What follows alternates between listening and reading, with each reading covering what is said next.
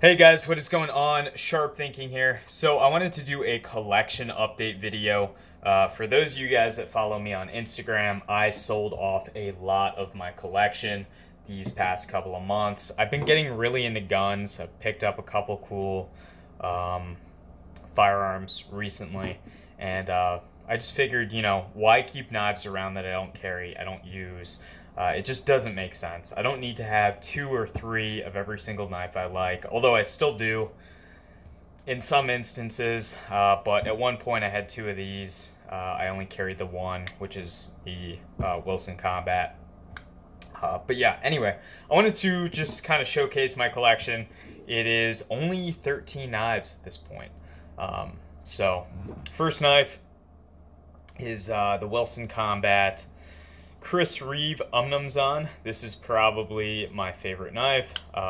These knives will last a lifetime. It's just overall, in my opinion, one of the best designs of all time. Deep hollow grind, you can sharpen it and it'll maintain that thin edge forever. Just really, really nice, good size. Build quality is second to none. So yeah, that's the Chris Reeve Umnumzon. Next up, Chris Reeve Sebenza. This is a 21. The 31 is out. I might not pick up a 31. I don't like lock inserts. The Umnumzon has one. It's got a ceramic ball detent that is also the lock face. This knife does not have one. And that is one aspect of the Sebenza that I prefer to the Umnumzon. This is like I said, Sebenza 21.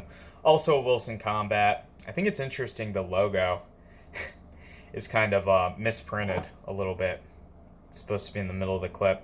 But yeah, same shit applies to this knife. It is fantastic. Build quality is amazing. On CRKs. They'll last a lifetime. Deep hollow grind. You can sharpen a lot of the blade off. It'll still cut really well. Just fantastic. I could go on and on, which I may do in a separate video as to why these knives are well worth the money. I do recommend looking at the secondary market.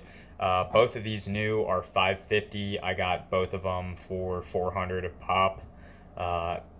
In my mind, that's not bad. I've seen these come up, not the Wilson Combat, but the plain Jane Sebenza for sometimes $300 if you really look, and the Umnumzon sometimes $350 or $325, which not a bad price in my opinion. So yeah, that's it for CRK. Let's move on to Microtech. This has got to be one of my favorite designs of all time. Let me center that. This is the Microtech Socom. I love this design. It's such a big, beefy, do-everything folder. It carries well. It packs a lot of cutting edge into a smaller package. Thin behind the edge. I mean, these knives are incredibly well built, centered, drop shot, insane actions. They literally sound like a handgun slide being racked. Super, super loud, but more impressive than the action or the fit and finish is just the performance that they offer, especially for the money. New, these are about, I want to say $295 new. The signature series might be $400 or $380 or some shit. But yeah, secondary market price on these is between $200 and $250 typically. So I think that's a steal, especially for the amount of knife you're getting and the cutting performance you're getting. Moving on to the Microtech Sigil. Same deal as the Socom. It's a bigger knife. Packs a lot of cutting edge into a small handle.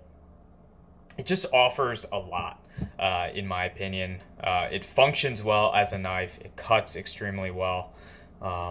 This, in my eyes, is kind of a mix between the Socom, and the Microtech Stitch, which is also in my collection. I'm going to show you guys that next. Just kind of a dressed up knife. It's got the copper. I think that's cool. For those of you guys that care about action, it's got the action going. Yeah, I don't know. For some reason, I really enjoy this knife. I know that a lot of people sold theirs when they first got it. I'm going to just go out on a limb and say it's not a knife for everyone.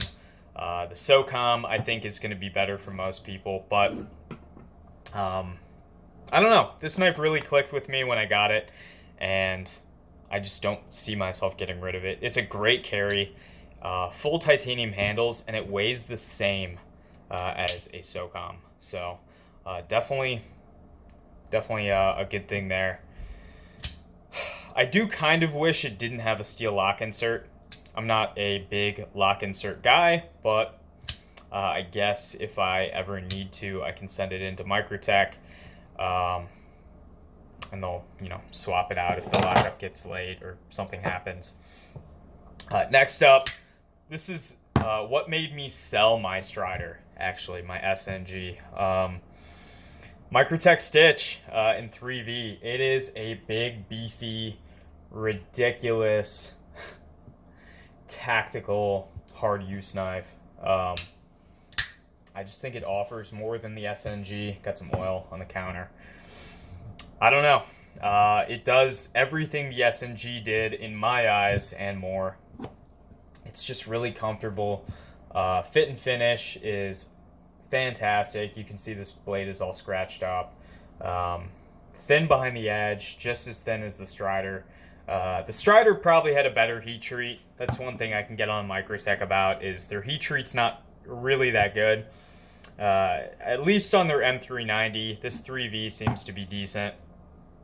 But yeah, hell of a knife. It weighs a lot. It's just so insane, but yet a good EDC knife. I don't know. It's just so intimidating. I love it. Not too much else I can say about that. Insane. Like, just, it fires so hard. I don't know. It's kind of like a car. Well, at least a lot of knives are like cars, where, you have a functional vehicle and then you have an experience that you're seeking. So like a lot of those manual, older, vintage cars, Aston Martins, it's just like a whole driving experience. And this really gives me like an experience. Even though it is just a folding knife, it still definitely does something to me. Let's see. The spring in this is a Microtech LUDT. Just broke. However, it's still a more functional knife than a lot of other designs. I had a few of these. I had 3, I think, or 2 at one point. And now I just have the one. This is my favorite. Coated blade. OD green handle.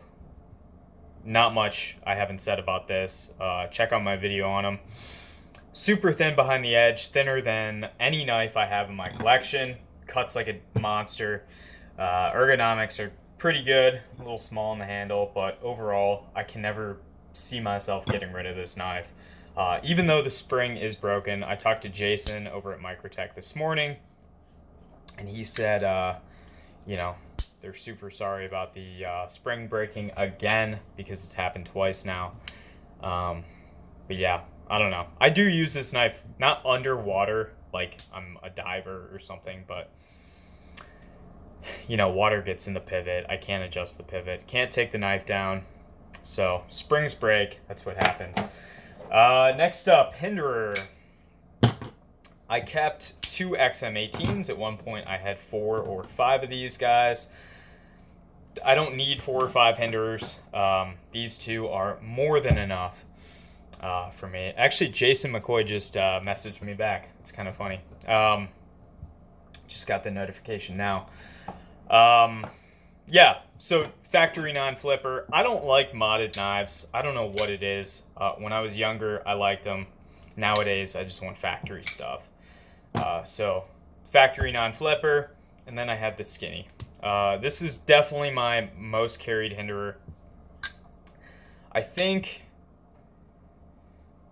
the design overall makes more sense with the skinny. I don't think you're losing any strength by getting the skinny, and I think you get so much more out of it than you give, if that makes sense. So you get better cutting performance, ergonomics, a lot less blocky on this.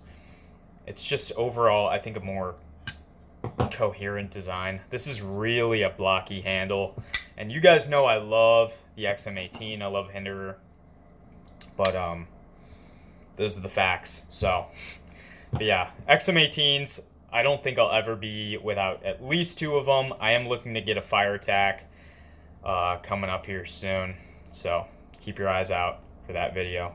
But yeah, made in Ohio. I live in Ohio. Another reason why I'm not going to get rid of them. I did sell my Slippy, which is the XM 3-inch non-locking version. Just didn't carry it. Didn't have a use for it. So that's that. The oldest knife in, well, not the oldest knife in my collection, because I think the military takes that. But actually, no, this does. I'm just getting confused, per usual. But this is a Benchmade Anthem. So this knife I've had for well over 2 years now. I've carried it. I liked it. The 20 CV blade sucked. The ball bearings were garbage. The blade, it's such a good handle design, and it's such a a slam dunk from Benchmade that I couldn't just get rid of it. So I made it my perfect knife, and that is Vankron Super Clean. Not a very common steel. In fact, I think this is the first folding knife to ever use Vankron Super Clean. That knife, or that reblade, was done by Case Knives in Switzerland. He did a great job. He converted it to washers, so this is on PB washers, and he also swapped the pivot. He told me the Rockwell hardness on the pivot, I think it's a 60 Rockwell pivot, and the blade Rockwell hardness is 68. So pretty nuts. This should hold an edge for quite a long time. Cutting performance on it, fantastic. I put an MXG carry clip, or fucking whatever you call it. I don't know. I'm tired. I put an MXG deep carry clip on it because the original factory clip looked like a penis. And yeah, it's kind of the perfect Benchmade Anthem. Centering is a little off. Not much you can do in an integral about that. But the blade is 4 mil thick. Super cool, super beefy. Just a slicing machine. Last but not least, actually not last, second to last, Spyderco Military S90V carbon fiber. Can't get rid of this. It's such a good design from Spyderco. I've said it 1,000 times. This knife blows the PM2 out of the water. It makes much more sense. It's ergonomically superior, and it has the same blade as a PM2. It is just bigger. I don't know how that could not be better than a PM2. It just does not make sense to me. The compression lock, yeah, it's fun, but it takes away a lot of the contact points in the handle. At least if you're actually cutting with the knife is going to come back and push on your hand right in here. And when you remove one scale to make room for the cutout for the compression lock, it causes issues. And this knife is just, it avoids that completely. It's got one of the best liner locks on the market, as does the Socom. But this is what's called a fail-safe liner lock. Every time I talk about that, someone always DMs me and says, "Hey, I didn't know that. Thanks for letting me know." And what that is it's a concave lock face. So the idea behind it, I'm just going to draw it out real quick, and then we can move on. Let's see if this pen, nope.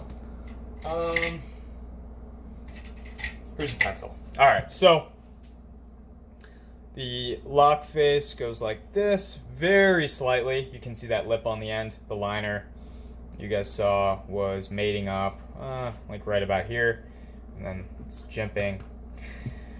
So when force comes down this way, this liner pushes out here. That's the only way it can fail. It's not going to go further this way, because how would that happen?